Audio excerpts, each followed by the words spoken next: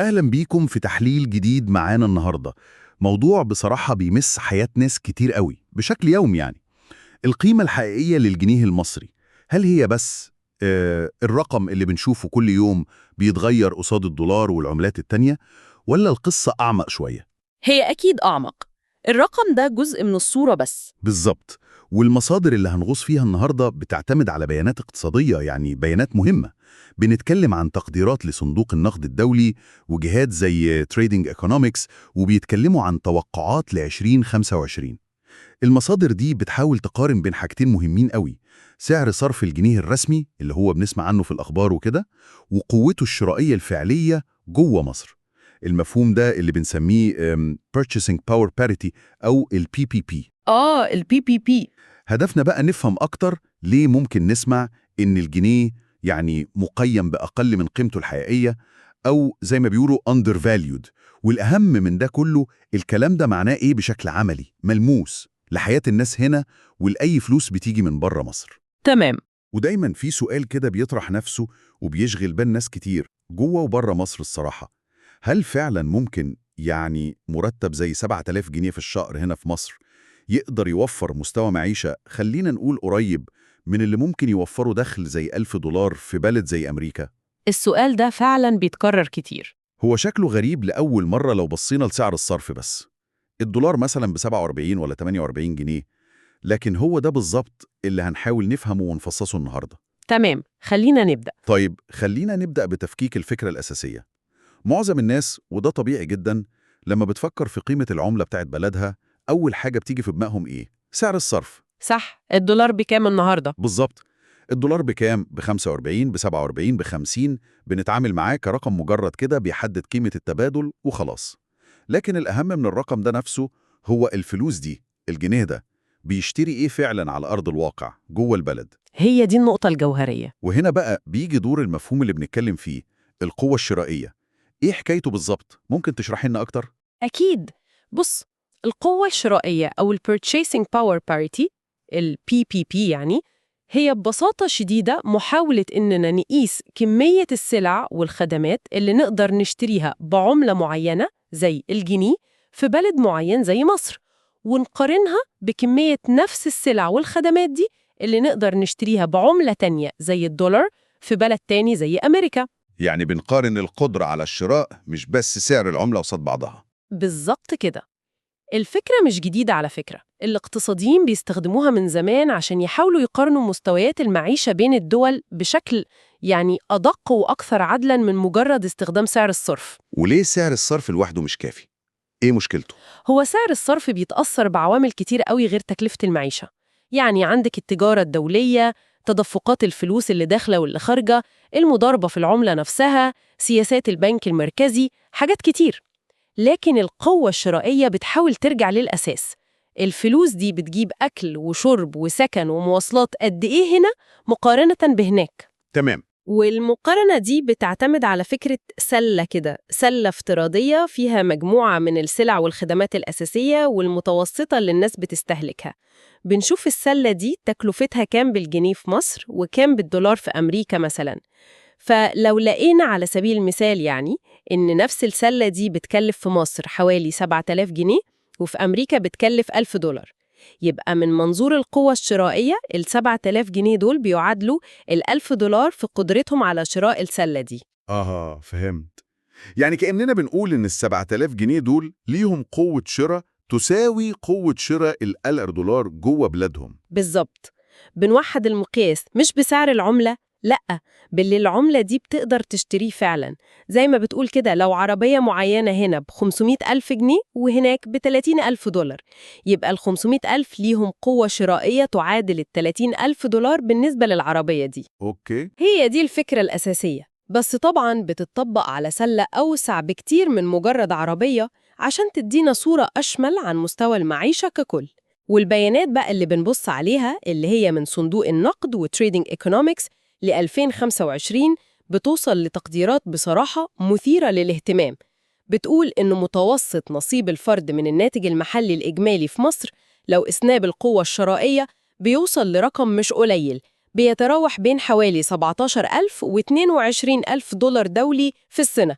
لحظة هنا ده، دولار دولي، ده مصطلح يمكن يكون جديد على ناس كتير. ممكن نوضحه أكتر؟ ده الدولار العادي يعني؟ لا لا، هو مش الدولار الأمريكي اللي بنتعامل بيه.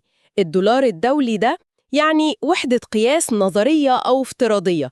الهيئات الدولية زي صندوق النقد والبنك الدولي بيستخدموها عشان يقدروا يقارنوا بين الدول المختلفة بشكل عادل. إزاي يعني؟ فرد في البلد التاني يقدر يشتري ضعف كمية السلع والخدمات اللي بيشتريها الفرد في مصر في المتوسط. هو مجرد أداة للمقارنة عشان نتغلب على فروق الأسعار الضخمة اللي بين الدول. تمام، كده الصورة بقت أوضح كتير. يعني ال 17 ل 22 ألف دولار دولي دول بيعكسوا كمية الحاجات اللي المصري في المتوسط يقدر يشتريها بدخله السنوي، بغض النظر عن سعر الصرف. طيب لو جينا بقى نقارن الرقم ده باللي ممكن نفهمه من سعر الصرف الرسمي لوحده، يعني لو خدنا متوسط الدخل بالجنيه وحولناه للدولار بسعر البنك اللي هو يعني في حدود 47-48 جنيه دلوقتي مثلا، النتيجة هتكون إيه؟ هنا بقى بتظهر المفارقة الكبيرة والفرق الضخم جدا. لو حسبتها بسعر الصرف الرسمي، متوسط نصيب الفرد السنوي بالدولار هيطلع رقم أقل بكتير جدا. ممكن يبقى في حدود 3000 أو يمكن 4000 دولار أمريكي فعلي بالكتير قوي. ياه، فرق شاسع من 3-4000 دولار ل 17-22 ألف دولار دولي. شفتي الفرق؟ الفرق ده هو اللي بيخلينا نقول إن سعر صرف الجنيه الرسمي ده، الرقم اللي بنشوفه، مش بيعكس أبداً قوته الشرائية الحقيقية جوه مصر. وده يوصلنا للنقطة الجوهرية بقى، إن سعر الصرف اللي بنتعامل بيه كل يوم في الاستيراد والتصدير والسفر والتحويلات ده بيدي صورة معينة للجنيه. لكن لما الفلوس دي نفسها، الجنيهات دي، تتصرف جوه البلد على الحاجات الأساسية بتاعتنا، الصورة بتبقى مختلفة تماماً. بالظبط. الجنيه بيقدر يشتري حاجات أكتر بكتير مما يحي بيه سعره قصاد الدولار. ومن هنا بيجي التعبير اللي بنسمعه كتير، إن الجنيه undervalued، أو يعني مقيم بأقل من قيمته. ممكن تشرح لنا أكتر يعني إيه undervalued في السياق ده بالظبط؟ ببساطة شديدة، undervalued هنا معناها إن قيمة الجنيه في سوق العملات الأجنبية اللي هي سعر الصرف أقل من القيمة اللي المفروض تكون عليها لو اعتمدنا على مقارنة أسعار نفس السلة والخدمات بين مصر ودولة تانية زي أمريكا. في مؤشر طريف كده يمكن ناس كتير سمعت عنه، اسمه بيج ماك إندكس، اللي بتعمله مجلة الإيكونومست. بتاع ساندويتش البيج ماك؟ أيوة، هو تبسيط للفكرة دي. بيقارن سعر ساندويتش بيج ماك في دول مختلفة عشان يشوف هل العملة مقيمة بأقل ولا بأكتر من قيمتها مقارنة بالدولار. لو الساندويتش أرخص بكتير في مصر، حتى بعد ما نحول سعره للدولار بسعر الصرف الرسمي مقارنة بسعره في أمريكا، ده يعتبر مؤشر، وإن كان طبعا مؤشر مبسط جدا، إن الجنيه undervalued. يعني كأن الجنيه رخيص زيادة عن اللزوم في سوق الصرف مقارنة باللي بيقدر يشتريه جوه البلد. بالظبط كده. وده بقى يرجعنا ويفسر ليه السؤال اللي طرحناه في الأول عن ال7000 جنيه وال1000 دولار مش مجرد كلام وخلاص أو شطحة خيال. تماماً. لو بصينا لسعر الصرف بس، زي ما قلنا 1000 دولار في حوالي 47 جنيه، يعني 47 ألف جنيه. هنقول طبعاً مفيش أي وجه للمقارنة بين 7000 و 47 ألف، ده رقم وده رقم تاني خالص. لكن لو دخلنا عامل القوة الشرائية وفرق تكاليف المعيشة الرهيب ده في المعادلة، المقارنة بتاخد معنى تاني خالص. إزاي؟ ال1000 دولار دول في أمريكا بيجيبوا مستوى معيشة معين، بيشتروا كمية معينة من السلع والخدمات بأسعار أمريكا اللي هي غالية نسبياً في حاجات كتير. ال7000 جنيه في مصر بسبب رخص نفس السلع والخدمات الأساسية هنا، زي الأكل والسكن والمواصلات والخدمات، ممكن جداً يقدروا يوفروا مستوى معيشة مماثل، أو على الأقل قريب جداً من مستوى المعيشة اللي بيوفروا ال1000 دولار هناك.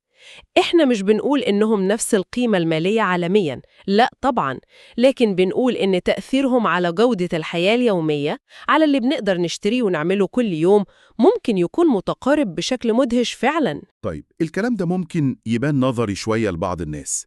خلينا ننزل بيه على أرض الواقع أكتر بأمثلة عملية بقى من اللي ذكرها المصدر معانا. الأمثلة دي بتوضح الفجوة دي بشكل يعني صارخ. نبدأ بالأكل، دي حاجة أساسية جدا. وجبة في مطعم متوسط في القاهرة، مش مكان فاخر يعني ولا حاجة بسيطة قوي، مطعم متوسط، ممكن تكلف كام؟ حوالي ب100 جنيه، يمكن 150 جنيه دلوقتي. في الحدود دي تقريبا. طيب لو حسبنا ال100 أو ال150 جنيه دول بسعر صرف خلينا نقول 47 جنيه للدولار، يطلعوا كام؟ حوالي 2 دولار وشوية، 3 دولار بالكتير. صح. طيب نفس الوجبة دي في مطعم متوسط برضه في مدينة أمريكية متوسطة، مش نيويورك ولا لوس أنجلوس، مدينة عادية، ممكن تكلف كام؟ لا، هنا الموضوع مختلف خالص. بنتكلم بسهولة جدا عن 15 دولار وممكن توصل 20 دولار أو أكتر كمان حسب المدينة ونوع المطعم. يعني بنتكلم في فرق ممكن يوصل ل7 أو 8 أضعاف؟ وممكن أكتر كمان. ده فرق ضخم جدا في حاجة أساسية زي الأكل بره البيت. طيب ناخد مثال تاني ويمكن يكون أهم كمان عند ناس كتير، وهو السكن. إيجار شقة متوسطة، أوضتين وصالة مثلا، في منطقة مقبولة أو كويسة في القاهرة أو الجيزة، ممكن يكون في حدود كام؟ 8000 جنيه شهريا مثلا؟ ممكن يزيد أو يقل طبعا حسب تفاصيل كتير. ده رقم معقول كمتوسط. ال 8000 جنيه دول بسعر الصرف الحالي يعملوا حوالي 170 دولار، صح؟ مظبوط، حوالي 170 دولار. طيب شقة بنفس المواصفات تقريبا في مدينة أمريكية متوسطة، مش غالية قوي ومش رخيصة قوي، إيجارها الشهري ممكن يكون كام؟ هنا بقى الفرق بيبقى أكبر وأوضح بكتير كمان. بنتكلم عن بداية، يعني أقل حاجة ممكن تلاقيها 1500 دولار شهرياً، وممكن بسهولة توصل 2000 أو 2500 دولار، وطبعاً أكتر بكتير في المدن الكبيرة أو المناطق المطلوبة. يا خبر، يعني الإيجار في أمريكا ممكن يكون أكتر من 10 أضعاف الإيجار هنا لنفس مستوى السكن تقريبا؟ بالظبط. ده بيوريك قد إيه تكلفة السكن بتفرق بشكل جذري. مواصلات، فواتير الكهرباء والمية والغاز والنت، أسعار الخدمات زي الحلاق أو الكوافير، الدروس الخصوصية لو في أولاد، تكلفة الترفيه البسيط زي السينما أو الخروجات العادية. هنلاقي غالباً إن الفروقات الكبيرة دي بتتكرر في معظم بنود المصاريف اليومية. المصدر بيوصل لتقدير إن تكلفة المعيشة الإجمالية في مصر ممكن تكون أرخص بحوالي 7 مرات، وممكن تقرب من 9 مرات في بعض الجوانب مقارنة بالولايات المتحدة. التحليل المثير للاهتمام هنا بقى مش مجرد إننا نرصد الفروقات دي وخلاص، لا، المهم نفهم ليه الفروقات دي موجودة بالشكل الضخم ده وإيه معناها الحقيقي. الفروقات الضخمة دي في أسعار السلع والخدمات، وخصوصاً الحاجات اللي بنسميها السلع والخدمات غير القابلة للتجارة الدولية أو النون-تريدبلز، يعني الحاجات اللي صعب نصدرها ونستوردها بسهولة، زي قص الشعر أو إيجار الشقة أو المواصلات الداخلية. الحاجات المحلية يعني. أيوة بالظبط، هي دي اللي بتخلق القوة الشرائية العالية نسبياً للجنيه جوه مصر. ليه بقى؟ لأن تكلفتها بتعتمد بشكل كبير على عوامل محلية، تكلفة العمالة المحلية، أسعار الأراضي والإيجارات المحلية، الدعم الحكومي لبعض السلع والخدمات حتى لو قل. كل دي عوامل بتخلي تكلفة إنتاج وتقديم الحاجات دي في مصر أرخص بكتير من بره. فهمت. يعني السبب في الرخص ده هو رخص تكلفة الحاجات المحلية اللي بنستخدمها عشان ننتج السلع والخدمات دي. إلى حد كبير ومهم نأكد تاني على نقطة، ده مش معناه أبداً إن الجنيه كعملة قوي بالمعنى التقليدي في الأسواق العالمية. لا خالص، هو لما بيخرج بره مصر عشان نشتري بيه حاجة مستوردة أو نسافر بيه، قوته بتبقى مرتبطة بسعر الصرف الرسمي المعلن، ده مفيش كلام. لكن طالما بنستخدم الجنيه ده داخل حدود البلد عشان نلبي احتياجاتنا من السلع والخدمات المنتجة محلياً أو اللي أسعارها متأثرة بالسوق المحلي، بيبقى فعال جداً، بيجيب قيمة أكبر بكتير من اللي سعر الصرف ممكن يوحي بيه. وده يرجعنا تاني ونربطه بمقارنة ال7000 جنيه وال1000 دولار. الأمثلة دي بتخليها مفهومة أكتر ومنطقية أكتر دلوقتي. يعني إحنا مش بنقول إنهم متساويين كقيمة نقدية عالمية، لأ، لكن بنقول إنهم بيسمحوا بالوصول لمستوى استهلاك وخدمات ممكن يكون متقارب جدا في البلدين دول. بالظبط. يعني اللي بيقبض 1000 دولار في أمريكا، جزء كبير جدا من دخله ده بيروح للإيجار الغالي والأكل الغالي والمواصلات الغالية بأسعار أمريكا. إنما اللي بيقبض 7000 جنيه في مصر ممكن بنفس المبلغ ده يقدر يغطي نفس الاحتياجات الأساسية دي بأسعار مصر الرخيصة نسبياً، ويمكن يفضل معاه فائض كمان، أو ممكن يقدر يحصل على مستوى أعلى من بعض الخدمات التانية بنفس المبلغ. تماماً. وده بيخلي المقارنة دي مش مجرد مقارنة أرقام مجردة، دي مقارنة أنماط حياة ممكنة في البلدين. 1000 دولار ممكن تخليكي تعيشي في مستوى معين في أمريكا، وال7000 جنيه ممكن تخليكي تعيشي في مستوى مشابه جدا في مصر، ويمكن يكون أحسن في بعض الجوانب زي ما قلتي، وأسوأ طبعا في جوانب تانية أكيد. لكن في المجمل المقارنة ليها وجهاتها فعلا من زاوية القوة الشرائية وتكاليف المعيشة. طيب ممتاز. كده فهمنا الفكرة وفهمنا الأمثلة. نيجي بقى للسؤال الأهم يمكن. كل الكلام ده معناه إيه بشكل عملي ومباشر لأي حد عايش في مصر وبيتعامل بالجنيه، أو لأي حد بيجيله دخل بالعملة الصعبة من بره مصر؟ المصدر اللي معانا بيركز على نقطة عملية جدا في الحتة دي. بالظبط. النقطة دي هي إن أي دولار أو يورو أو أي عملة أجنبية يعني بتدخل مصر وبتتحول لجنيه عشان تتصرف على المعيشة هنا جوه البلد، قيمتها الشرائية الفعلية بتتضاعف بشكل كبير جدا. بتتضاعف؟ كأن الدولار ده بيحصل له بوست كده أو تعزيز لقوته بمجرد ما بيعبر الحدود المصرية وبيتحول لجنيه وبيتصرف هنا. ليه؟ بسبب كل اللي قلناه عن رخص تكاليف المعيشة هنا مقارنة بالخارج. $100 اللي ممكن يدوب يجيبوا عشاء بسيط لشخصين في أوروبا مثلا، ممكن هنا في مصر يغطوا مصاريف أكل وشرب ومواصلات لأسرة كاملة لأيام. ده مثال طبعا، بس بيوضح الفكرة. وده أكيد بيفسر ظاهرة مهمة بنشوفها كتير حوالينا. الناس اللي بتشتغل عن بعد، الريموت وورك، لشركات أجنبية وبتقبض بالدولار أو اليورو، وبيختاروا يعيشوا في مصر. صح جدا. أو المصريين اللي شغالين بره وبيبعتوا تحويلات لأهلهم هنا. الفلوس دي بيكون ليها أثر أكبر بكتير على مستوى معيشة أسرهم هنا، مقارنة بنفس المبلغ ده لو اتصرف في البلد اللي هم بيشتغلوا فيه. تماما.